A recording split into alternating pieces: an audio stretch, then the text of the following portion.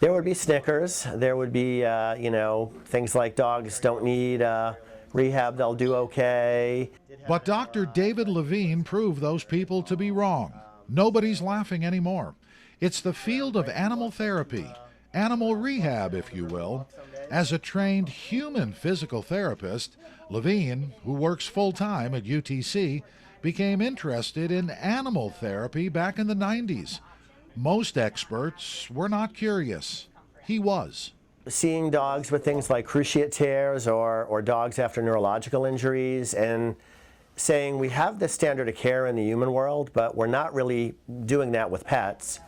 And so, 30 years ago, we started trying to build a base of knowledge in this area by doing research. Very quickly, that research by Levine and a few others led to a rapid expansion of the field itself. Levine now teaches animal rehab. He's written books about it, has visited some 40 countries. The practice is growing all over the world. Here in the Scenic City, it's a big reason why the Veterinary Care and Specialty Group, where David Levine volunteers a couple of times a week, is expanding its operation.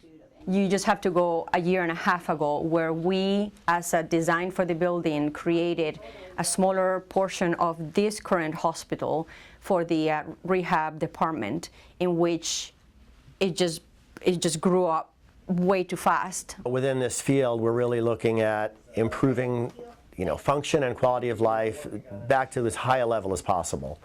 And just like we would do after a person has a surgery for a rotator cuff tear or a cruciate ligament tear or something like that, or a spinal surgery, it's really a lot of the same principles. Levine says there are maybe 20 facilities here in the volunteer state that now offer animal rehab. Only a couple here in Chattanooga. But for David Levine, a forerunner in this line of work, traveling the long road has been worth it from the start. In the old days, some of these dogs probably would have been euthanized. And, now we're trying to restore their function, get them back to their, a full quality of life. So I think that's the most fun part about the job. Dave Staley, News 12.